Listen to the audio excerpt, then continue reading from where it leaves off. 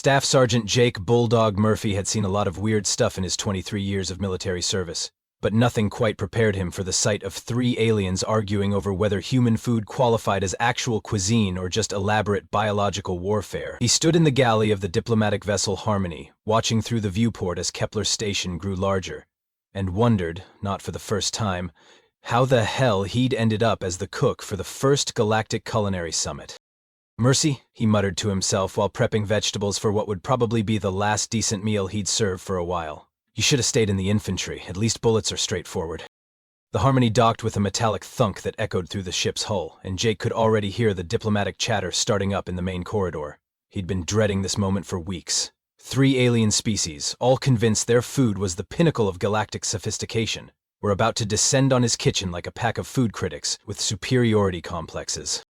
First through the airlock came Keltar, the Vorthan food critic, whose species looked like 7-foot-tall praying mantises with an attitude problem. Everything about him screamed pretentious, from his elaborate ceremonial robes to the way he sniffed the air like he was already offended by what he might smell. His translator crackled to life as he spoke in rapid clicks and whistles. "Ah, the primitive human vessel. I can already detect the crude aromatics of their so-called cuisine. How quaint." Right behind him strutted Zephia, a crystalline chef whose body literally sparkled like a living diamond. Her species had evolved from silicon-based minerals, which apparently made them think they were hot stuff in the kitchen. She moved with the kind of rigid precision that suggested she measured salt by the individual grain. "Keltar, please," she said in a voice like wind chimes being strangled. "We must not judge too harshly. After all, humans are still learning to crawl in the culinary arts. Perhaps in another 1,000 years, they'll discover seasoning." The final member of this charming trio was Bloxwin, a nebuloid who looked like a sentient purple cloud stuffed into a containment suit. His species consumed gases and energy, which made Jake wonder why the hell he was even here. But apparently, being a gourmand of the ethereal palate was a thing now. "My dear colleagues," Bloxwin wheezed through his translator, "I have reviewed the human dietary submissions. They appear to consume charred animal flesh and fermented plant matter. It's like watching children play with fire and calling it art." Jake's grip tightened on his knife.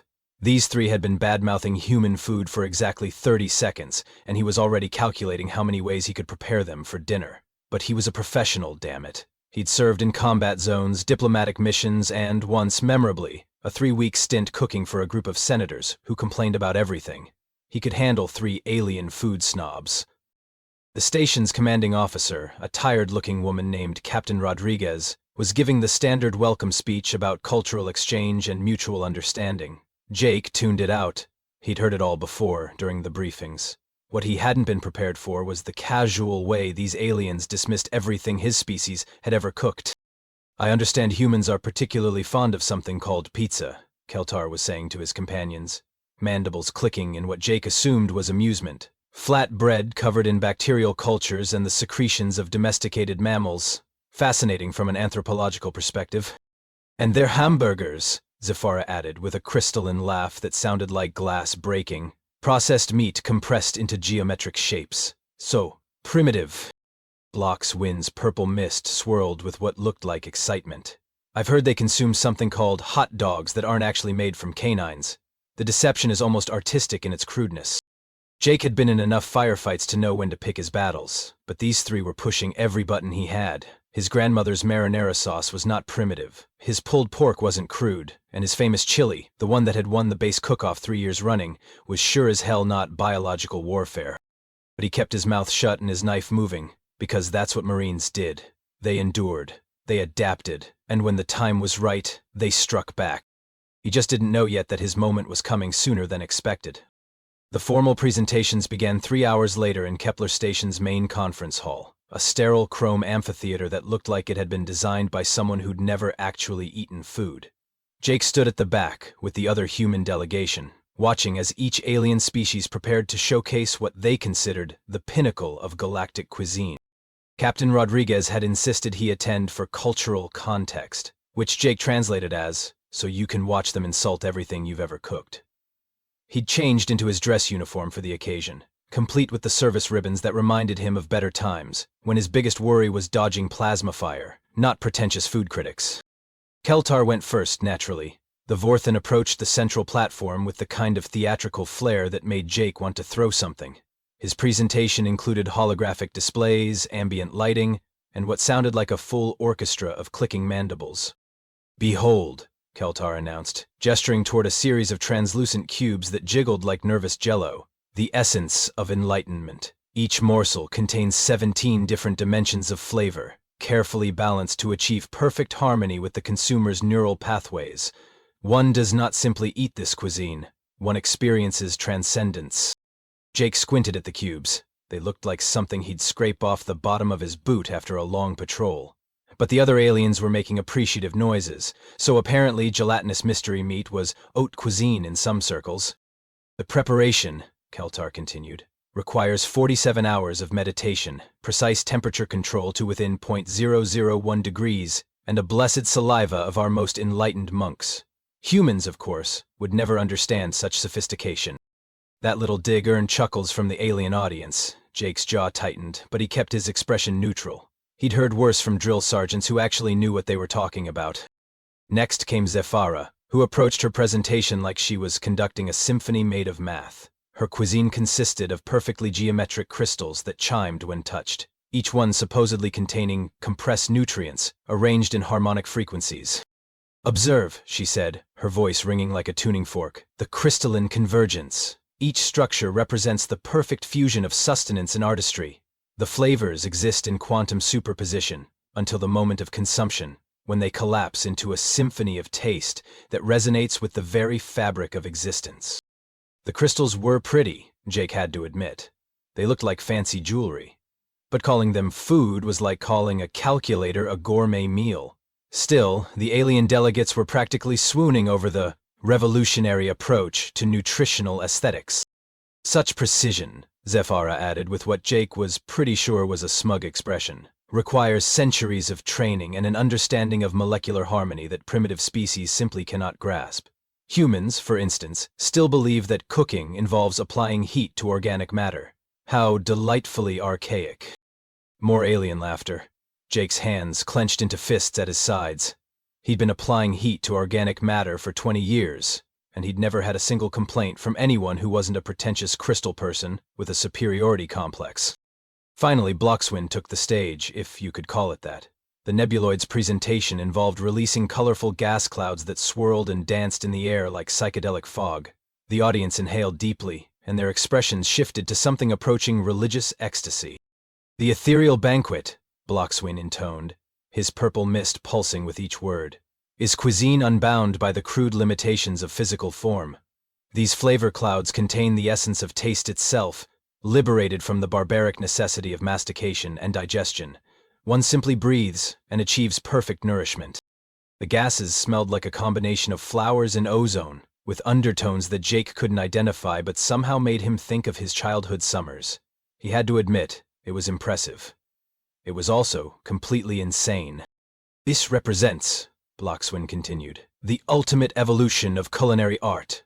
While lesser species remain trapped in their primitive traditions of solid food and cooking fires, we have ascended to pure gustatory enlightenment. Humans, bless their simple hearts, still gather around flames like their cave-dwelling ancestors.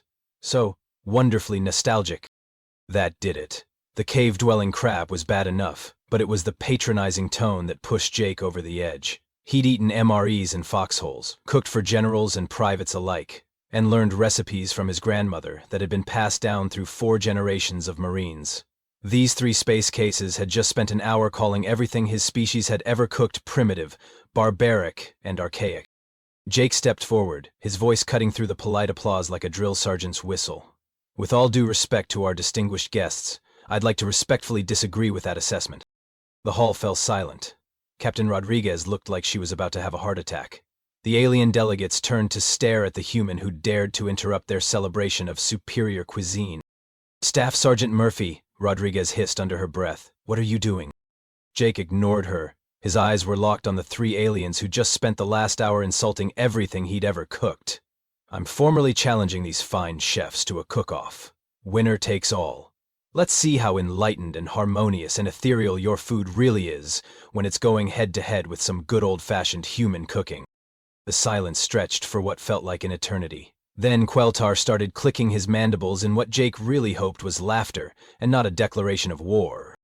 Captain Rodriguez stepped forward with the kind of forced smile that usually preceded someone getting court-martialed. Staff Sergeant Murphy was just expressing his enthusiasm for cultural exchange. Perhaps we should move on to the scheduled diplomatic— No, Queltar interrupted, his mandibles clicking faster now. This is fascinating. The human believes he can compete with species who have perfected culinary arts for millennia. How delightfully naive.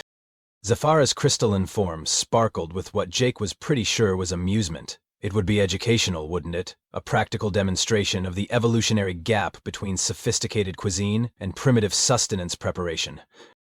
Block's wind swirled with excitement. Oh, this is too rich to pass up. Like watching a child challenge a master artist to a painting contest. The entertainment value alone would justify the time investment. Jake felt his eye twitch. Being patronized by a sentient cloud was not how he'd planned to spend his afternoon, but here they were. So that's a yes then? You're accepting my challenge? With great pleasure, Queltar replied, his translator somehow managing to convey smugness. Though I feel obligated to warn you that Vorthan Cuisine has won the Galactic Gastronomy Awards for the past 3 centuries running. And crystalline molecular harmony techniques, Zafara added, are taught in the finest culinary academies across 17 star systems. While my ethereal gastronomy, Bloxwin wheezed, has been declared a universal art form by the Council of Civilized Worlds. Jake nodded slowly. That's real impressive. I learned to cook from my grandmother and a bunch of Marines who thought Tabasco sauce was a food group. More alien laughter.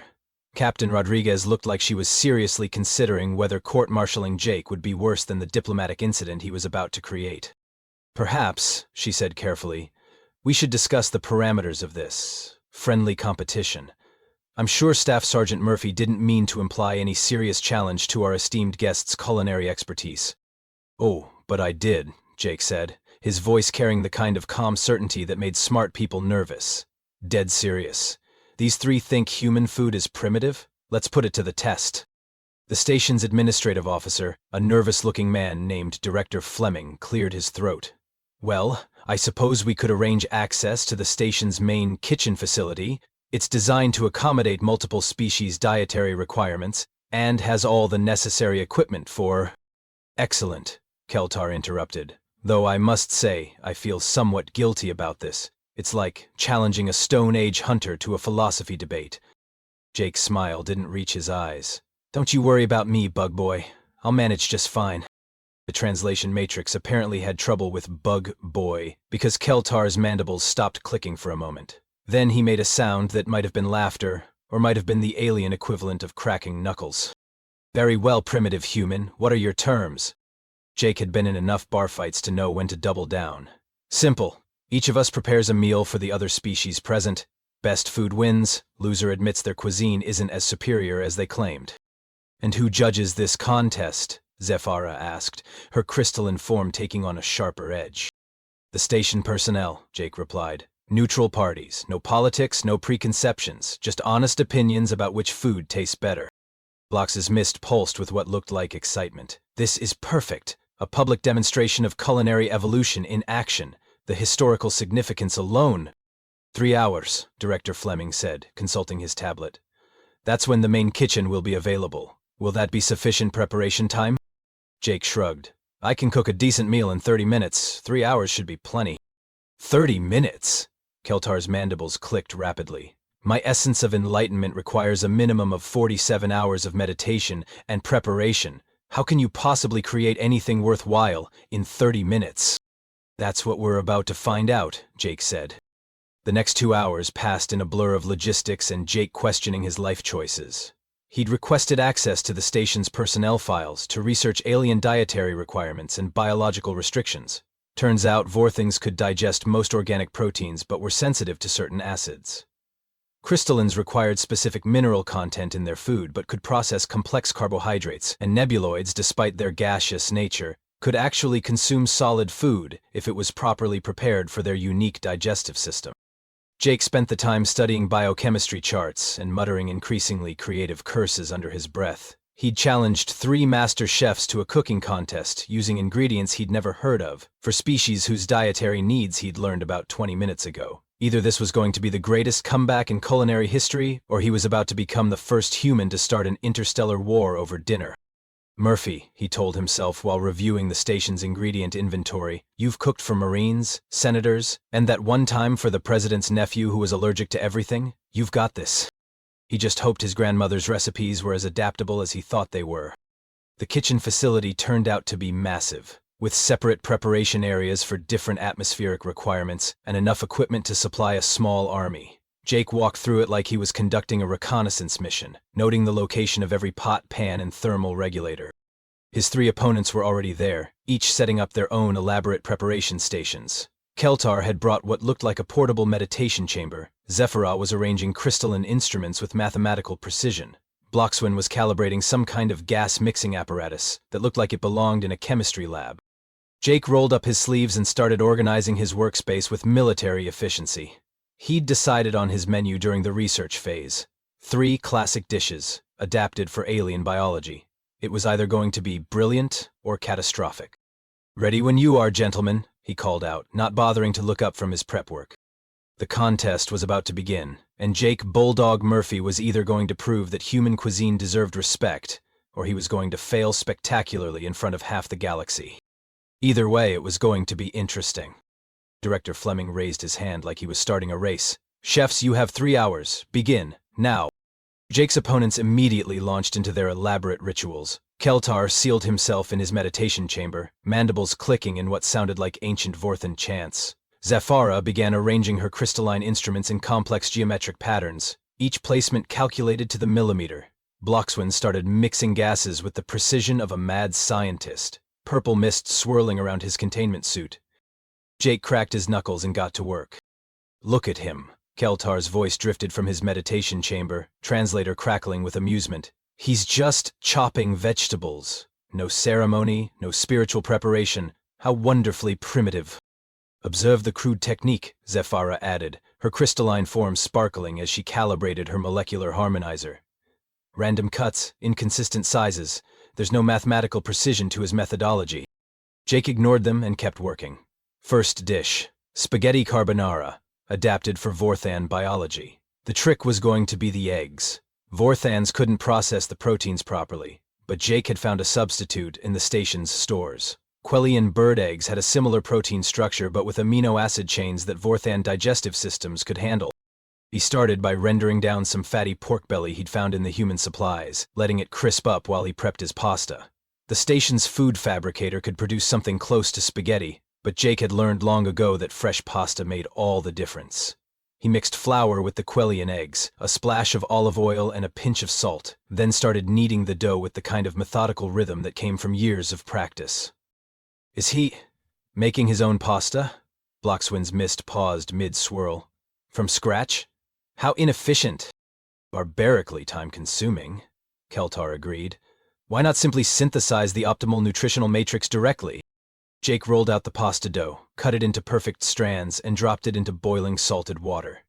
The key to carbonara was timing. Everything had to come together at exactly the right moment or the eggs would scramble. He'd made this dish 1,000 times, but never for a 7-foot-tall space mantis who thought human food was primitive slop. While the pasta cooked, Jake prepped his second dish, a deconstructed sugar sculpture for Zephyrah. Crystallines required specific mineral content, and their unique physiology meant they literally incorporated consumed minerals into their body structure. Jake had found a way to create edible crystals using crystallized sugars, trace minerals, and a technique he'd learned from a pastry chef in Paris during his last leave. He heated sugar to the hard crack stage, then added carefully measured amounts of calcium carbonate, magnesium sulfate, and trace elements that would complement Zephyrah's silicon-based biology. The trick was getting the crystalline structure right. Too much heat and it would be amorphous. Too little and it wouldn't set properly. "What is he doing now?" Zephyrah's voice carried a note of confusion. "That appears to be crystal formation, but the technique is completely unorthodox." Jake poured the molten sugar mixture into specially designed molds, creating intricate geometric shapes that would fracture and release different flavors as they dissolved. Each crystal was designed to provide both the minerals Zephyrah needed and a progression of tastes that would complement her species' unique sensory experience. "Impossible," Zephyrah muttered. He's creating harmonic resonance structures without any understanding of quantum crystallography. It shouldn't work. But it was working. The crystals were forming exactly as Jake had calculated, their internal structure creating the kind of light refraction patterns that would appeal to crystalline aesthetic sensibilities.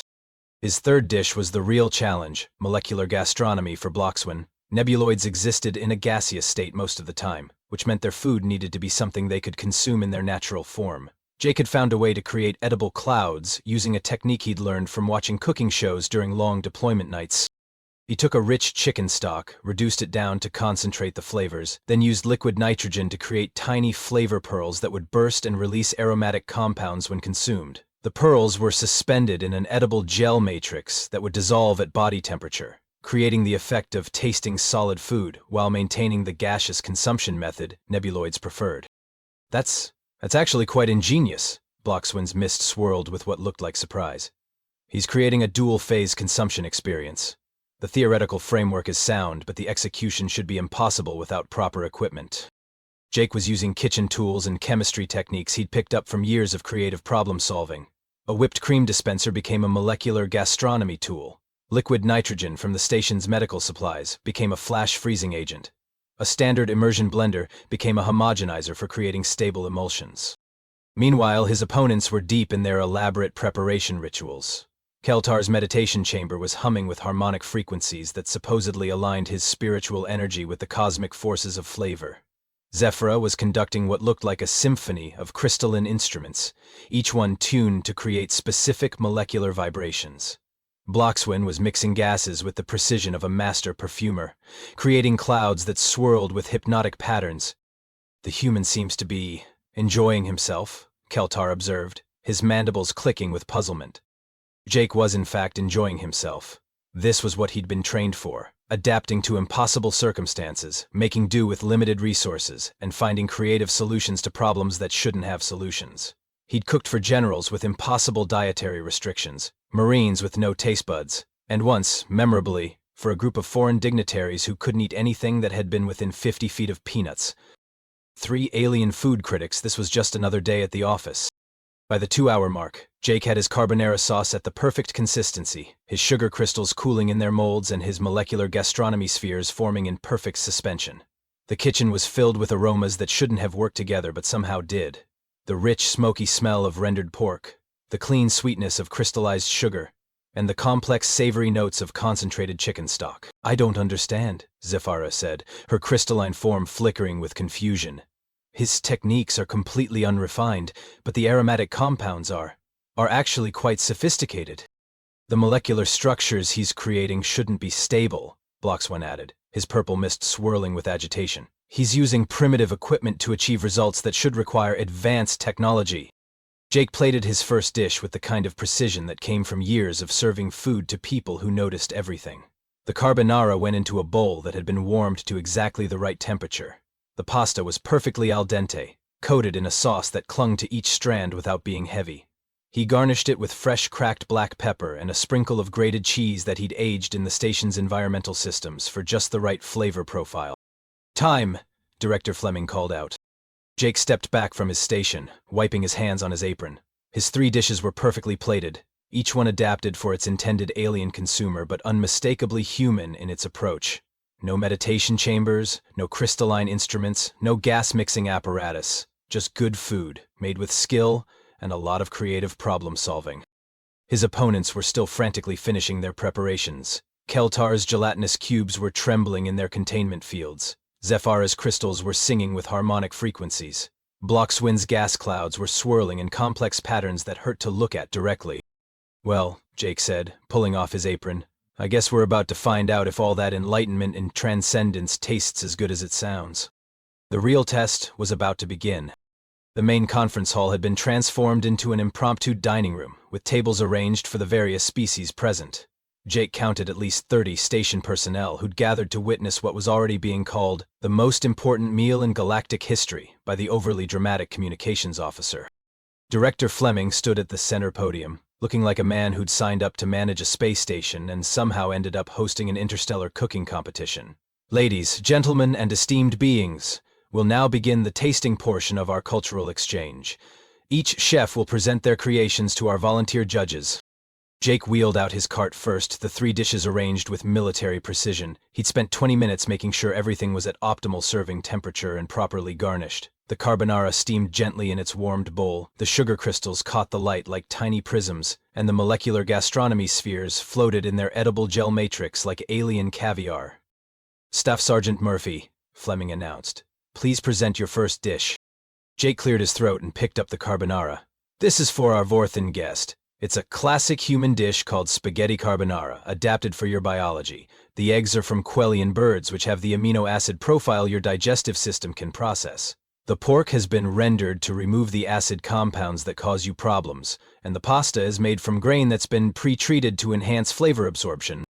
He set the bowl in front of Keltar, who stared at it like it might explode. The other Vorthens in the audience were clicking their mandibles in what sounded like nervous laughter.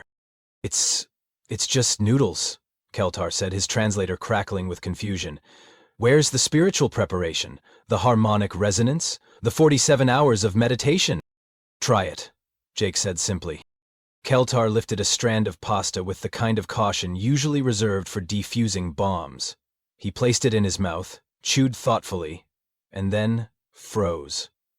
His mandibles stopped clicking entirely. His compound eyes widened to the size of dinner plates. "This is," he started, then stopped. He took another bite, larger this time, then another. "This is impossible. The flavor complexity. It's building in layers. First the richness of the rendered fat, then the protein structure breaking down into individual amino components, then—" He paused, mandibles trembling. "Then there's something else. Something I can't identify." "Love," Jake said. "My grandmother always said the secret ingredient was love, plus a hell of a lot of black pepper." Keltar was eating faster now, his earlier composure completely gone. "The texture is perfect. The temperature gradient creates a thermal flavor cascade that—" He stopped eating and looked up at Jake. "How did you know to adjust the pH balance for optimal Vorthon digestion?" "I read your medical files," Jake replied, "figured out what you needed and worked backward from there." You studied our biology?" Keltar's mandibles clicked in what Jake was starting to recognize as shock. "In 3 hours?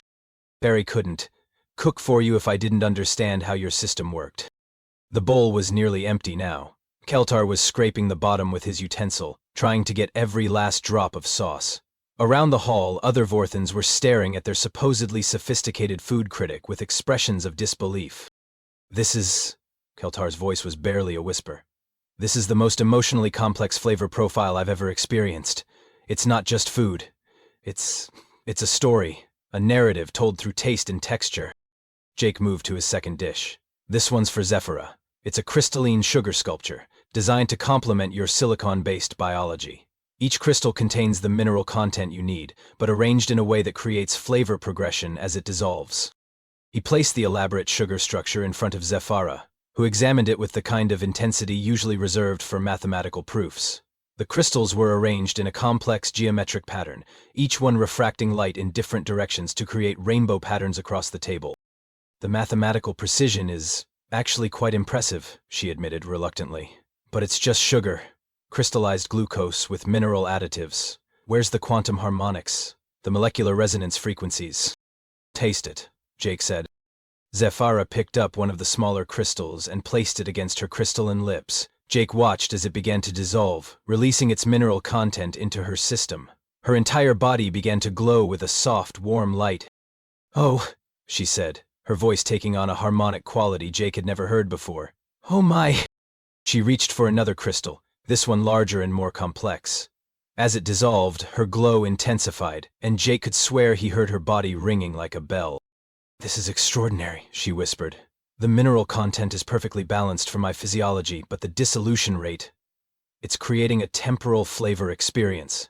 Each crystal releases its components at different rates, creating a symphony of taste that builds over time." She was eating faster now, her crystalline form pulsing with light as each new mineral was absorbed.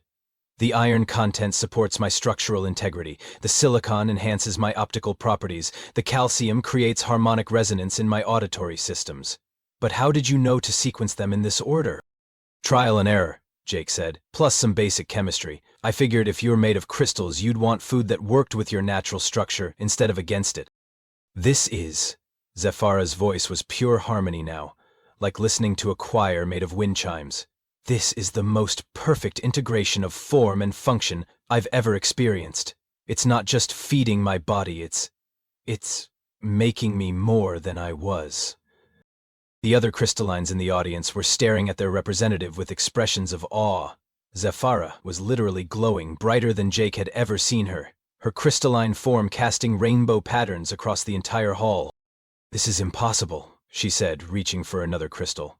"I can feel my molecular structure optimizing in real time. The flavor isn't just taste, it's structural enhancement, it's evolution through consumption." Jake moved to his final dish, the molecular gastronomy creation for Bloxwin. The edible gel matrix shimmered with suspended flavor pearls, each one designed to burst and release aromatic compounds when consumed. "This one's for you, Bloxwin. It's designed for gaseous consumption, but it maintains the structural complexity of solid food. The flavor pearls will dissolve at your body temperature and release compounds that you can absorb directly." He placed the dish in front of Bloxwin, who stared at it with what Jake assumed was skepticism. The purple mist swirled around his containment suit as he considered the offering. It's solid food," Bloxwin said. "How am I supposed to consume solid matter in my natural state?" "Trust the process," Jake said. Bloxwin extended a tendril of purple mist toward the dish. The moment it made contact, the gel matrix began to dissolve, releasing flavor pearls that burst into aromatic clouds. The effect was immediate and dramatic. What is this?" Bloxwin's voice was filled with wonder as the flavor clouds merged with his gaseous form. "I can taste it, but I'm not eating it. I'm breathing flavor." The first wave of taste hit him, and his purple mist began to swirl in complex patterns. Chicken stock, but concentrated, intensified. The protein molecules are breaking down into individual amino acids, each one carrying a different flavor component. Another wave, and his mist began to glow with internal light. Herbs, multiple varieties, each one releasing compounds at different rates. Thyme, rosemary, sage, but they're interacting with each other, creating flavor combinations that shouldn't be possible. "That's the beauty of molecular gastronomy," Jake explained. "You can create eating experiences that wouldn't exist naturally. The flavors are designed to build and interact over time." Bloxwin was completely absorbed now, his entire being swirling around the dissolving dish. This is transcendence. Real transcendence. Not the pretentious philosophical nonsense I usually spout, but actual elevation of the sensory experience beyond normal parameters. The flavor pearls were releasing in waves, each one perfectly timed to complement the others. Jake watched as Bloxwin's mist grew brighter and more complex, developing new colors and patterns with each burst of flavor. "I can feel the molecular structure of each component," Bloxwin said, his voice filled with reverence. "The way they're designed to interact with my gaseous form. It's like you understood my biology better than I do." "I just read the manual," Jake said, "figured out what you needed and built the food around it." "The manual?" Bloxwin's mist paused mid-swirl. "You mean the standard nebuloid physiological documentation? That dry, technical listing of our basic biological functions?" "Yeah, pretty thorough, actually. Once I understood how your digestive system worked, the rest was just chemistry." By now, word was spreading through the hall. Station personnel were gathering around the alien representatives, watching in amazement as three of the galaxy's most pretentious food critics were reduced to emotional wrecks by human cooking. Keltar was still scraping his bowl, trying to get every last drop of carbonara sauce. Zephyra was glowing like a miniature sun, her crystalline form more beautiful than Jake had ever seen it. Bloxwin had absorbed his entire dish and was swirling in patterns that looked like joy made visible. "This is impossible," Queltar said, looking up from his empty bowl. "This level of flavor complexity should require decades of training and spiritual preparation." "This structural optimization," Zephyra added, her voice still ringing with harmonic frequencies, "should require advanced quantum crystallography and molecular engineering." "This sensory transcendence," Bloxwin concluded, his mist pulsing with new colors, "should require ethereal gastronomy techniques that take centuries to master." Jake shrugged.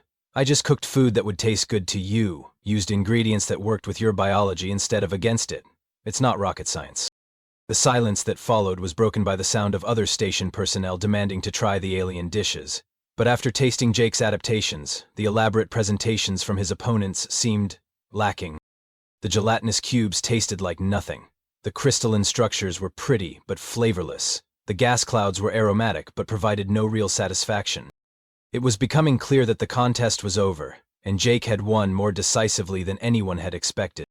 The formal judging was almost anticlimactic. Station personnel took turns sampling both the alien dishes and Jake's adaptations, and the results were so one-sided that Director Fleming didn't even bother with a formal vote count. The gelatinous cubes were politely described as texturally interesting. The crystalline structures were visually impressive but nutritionally vacant. The gas clouds were aromatic but ultimately unsatisfying. Jake's dishes, on the other hand, had created what the station's medical officer described as the most positive biological responses I've ever recorded from interspecies food consumption. But the real victory wasn't in the judging. It was in watching 3 of the galaxy's most arrogant food critics come to terms with the fact that they'd been schooled by a Marine who'd learned to cook from his grandmother, and a bunch of enlisted men who thought hot sauce was a vegetable. Keltar was the first to break. He stood up from his table, his elaborate robes rustling as he approached Jake, with the kind of careful dignity that suggested he was trying very hard not to completely lose his composure. "Staff Sergeant Murphy," he said, his mandibles clicking in what Jake was learning to recognize as humility. "I owe you an apology. A significant one." "No need," Jake replied, wiping down his hands with a kitchen towel. "You were just working with what you knew." "No, you don't understand." Keltar's compound eyes were fixed on Jake with laser intensity. "I have spent 3 centuries studying the culinary arts. I have tasted the finest foods from 17 different star systems. I have written definitive treatises on flavor theory and gastronomy, philosophy, and in all that time, I have never experienced anything remotely comparable to what you just fed me." He gestured toward his empty bowl with something approaching reverence. That carbonara wasn't just food, it was a conversation, a dialogue between chef and consumer that spoke directly to my genetic memory. I could taste the history of your species in every bite, the struggle, the adaptation, the creativity born from necessity. Jake shifted uncomfortably. He'd been prepared for alien arrogance, diplomatic incidents, and possibly having to fight his way out of the station. He hadn't been prepared for poetic testimonials about his grandmother's recipe. "It's just pasta," he said. "No," Queltar said firmly. "It's not just pasta. It's proof that we've been thinking about cuisine entirely wrong. We've been so focused on complexity and sophistication that we forgot the most important element: connection. Your food created a connection between us that transcends species barriers." Zafara approached next, her crystalline form still glowing with residual energy from Jake's sugar sculptures. She moved with a fluidity that Jake had never seen before, as if his mineral-enhanced crystals had somehow optimized her entire motor system. "I must also apologize," she said, her voice carrying harmonics that made the air itself seem to sing. "I called your techniques primitive, but they were actually the most advanced form of nutritional engineering I've ever encountered." "Advanced?" Jake raised an eyebrow. "I just mixed sugar with some minerals." "You created a time-grable nutritional matrix that enhanced my cellular structure while providing optimal flavor progression," Zafara explained. "The mathematical precision required to calculate the dissolution rates, the mineral interactions, the sensory sequencing, it should have taken supercomputers and decades of research."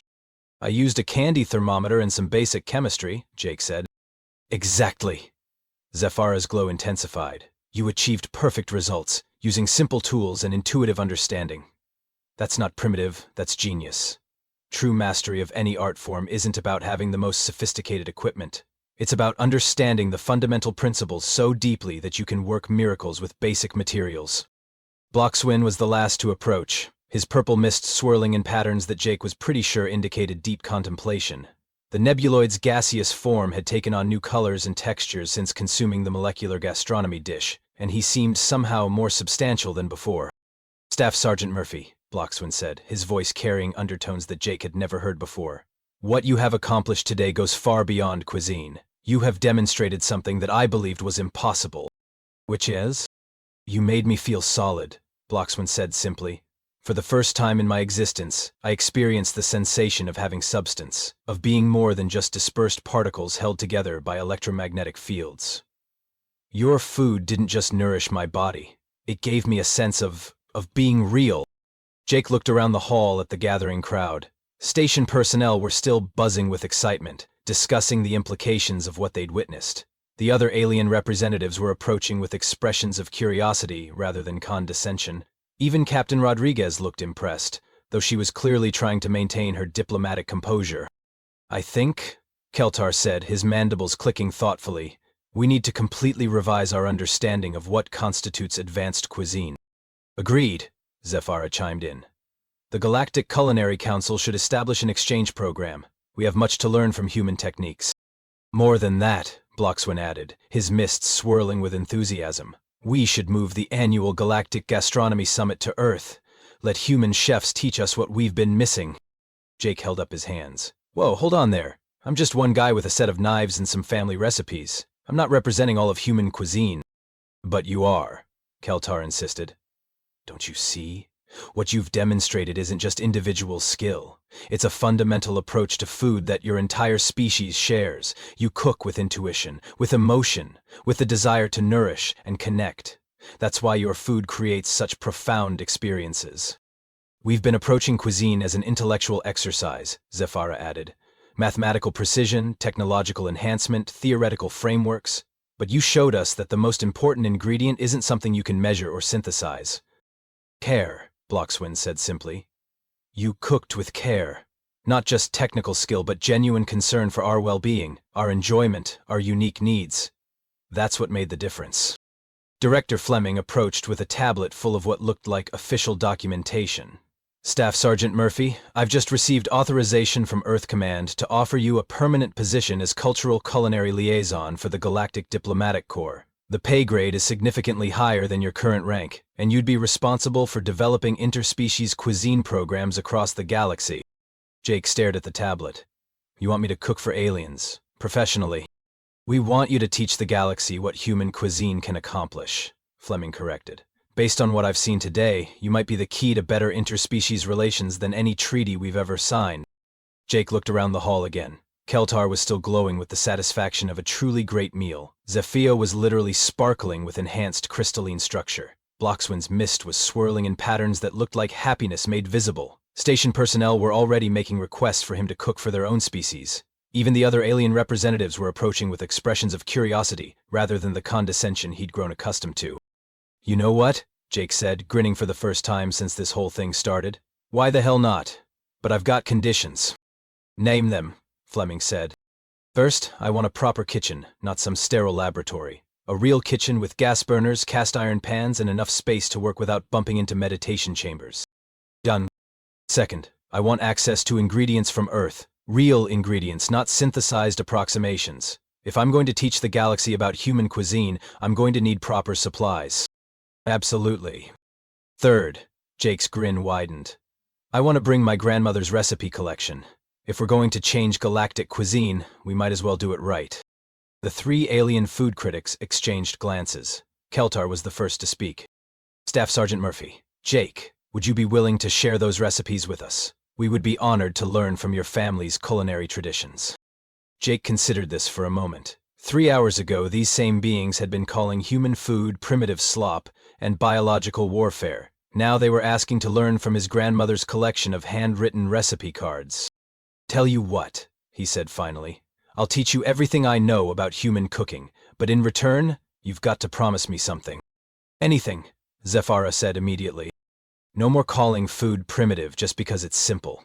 No more thinking that complicated means better. And for the love of all that's holy, no more meditation chambers in the kitchen. Food is supposed to bring people together, not separate them into spiritual categories. Agreed, all three aliens said in unison. Jake nodded and looked around the hall one more time.